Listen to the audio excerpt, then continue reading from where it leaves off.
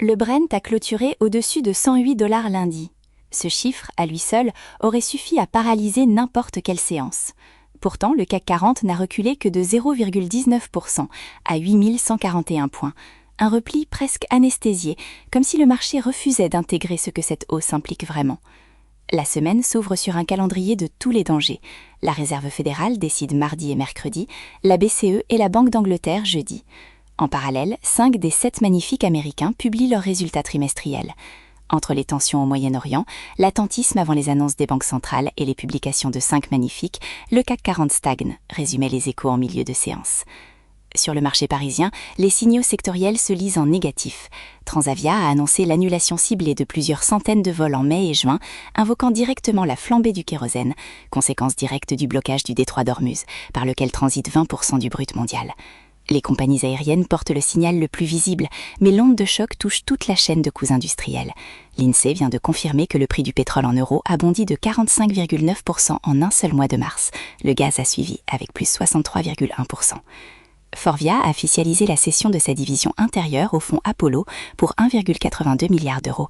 Une opération présentée comme stratégique, un désendettement bienvenu. Le titre a pourtant glissé sous les 10 € en séance, en recul de 2,46%, pendant que le marché global progressait de 0,38%.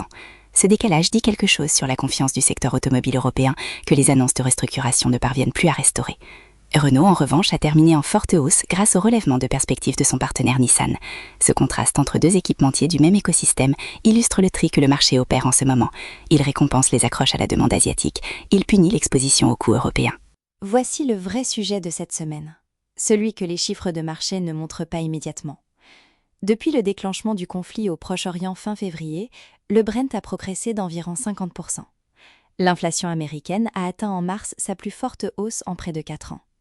En Europe, le moral des consommateurs allemands s'apprête à tomber à moins 33,3 points en mai, son plus bas depuis février 2023, et ce, avant même que la hausse des coûts énergétiques ne se soit intégralement transmise au prix à la consommation. Ce n'est pas une récession classique, ce n'est pas non plus une surchauffe, c'est la configuration que les économistes appellent stagflation. Les prix montent pendant que la demande s'affaisse, et c'est précisément la situation où les outils habituels de politique monétaire perdent leur lisibilité. La Fed, qui réunit son comité cette semaine, devrait maintenir ses taux dans la fourchette 3,50%, 3,75%. Mais la question n'est plus là. La perspective d'une baisse des taux s'est amenuisée, les marchés obligataires tablant sur le maintien du taux directeur au moins jusqu'à mi-2027, écrit Reuters. Le gouverneur Christophe Waller a prévenu la semaine dernière qu'une hausse des taux pourrait s'avérer nécessaire si l'inflation continue d'accélérer. Un nombre croissant de membres du FOMC avait déjà évoqué cette hypothèse lors de la réunion de mars. Ce retournement est spectaculaire. En début d'année, le consensus intégrait encore 2 à 3 baisses de taux pour 2026. La Fed a modifié ses taux pour la dernière fois en décembre 2025, avec une réduction de 25 points de base. Depuis, le scénario s'est inversé sans que les marchés actions aient vraiment révisé leurs multiples de valorisation. Du côté de la BCE, Aberdeen Asset Management estime que des hausses de taux pourraient intervenir à relativement brève échéance. Citi anticipe même 2 relèvements cet été en réponse aux perturbations du détroit d'Ormuz. La BCE rendra sa décision le 30 avril et la présidente Christine Lagarde pourrait préparer le terrain pour des hausses dès juin. Stagflation, les banques centrales prises au piège d'un pétrole à 108 $, titrait Idéal Investisseur. Un piège précis. Hausser les taux aggraverait le ralentissement de la demande, les baisser ancrerait les anticipations inflationnistes.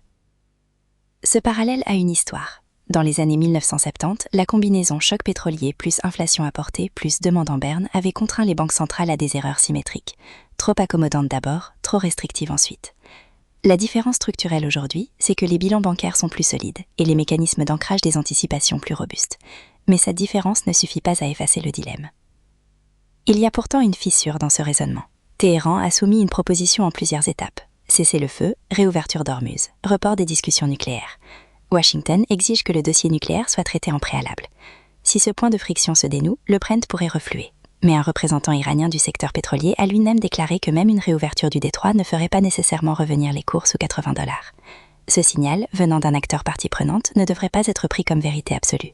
Il traduit néanmoins l'assentiment de marché. La prime de risque géopolitique s'est partiellement intégrée dans une nouvelle norme de prix. Les décisions de banque centrale de cette semaine ne résoudront pas le dilemme. Elles vont, au mieux, préciser la trajectoire que les responsables monétaires envisagent. Et c'est cette précision qui compte pour les marchés actions. Le scénario favorable. La Fed adopte une posture de wait and see, sans signal hawkish explicite, la BCE maintient ses taux comme attendu, et les négociations irano-américaines progressent suffisamment pour faire reculer le Brent sous 100 $. Dans ce cas, les marchés pourraient reprendre leur mouvement haussier du mois d'avril. Le CAC 40 avait avancé de plus de 5% entre début et mi-avril avant de flancher. La valorisation des magnifiques américains, dont les résultats trimestriels sont attendus cette semaine, servirait de catalyseur. Le scénario défavorable, Powell laisse entendre lors de sa conférence de presse que le FOMC envisage des hausses dès l'été, la BCE confirme un changement de biais et le pétrole reste bloqué au-dessus de 105 $. Dans ce cas, les marchés de taux réviseraient à la hausse les probabilités de resserrement monétaire, un scénario que les actions n'ont pas encore pleinement intégré. Si le marché monte encore un peu, j'aurais tendance à vous conseiller d'alléger vos positions, estimait un analyste cité par les Échos. La réunion de la Fed est d'autant plus scrutée qu'il pourrait s'agir de la dernière présidée par Jerome Powell, dont le mandat arrive à échéance le 15 mai. Kevin Warsh, candidat proposé par Trump pour le remplacer, attend sa confirmation au Sénat. La coexistence possible de deux présidents au Conseil des gouverneurs jusqu'en juin ajoute une variable institutionnelle rare. La vérification concrète à suivre demain et après-demain, le ton de la déclaration du FOMC. Si le terme hausse de taux apparaît dans la déclaration officielle, ou si Powell le prononce explicitement en conférence de presse, le marché obligataire réagira en quelques minutes et entraînera le reste. Si la BCE signale jeudi une révision de sa forward guidance vers un biais hawkish, la pression s'amplifiera sur les valeurs de croissance européennes. La question qui reste ouverte, combien de temps les marchés actions peuvent-ils continuer à intégrer un choc énergétique de cette ampleur sans réviser leurs multiples de valorisation à la baisse? Le CAC 40 a perdu 3% la semaine dernière. C'est peu au regard de ce que les chiffres de l'INSEE sur mars indiquent. Soit le marché sait quelque chose que les données ne montrent pas encore, soit il diffère une correction que les décisions de cette semaine pourraient finalement déclencher.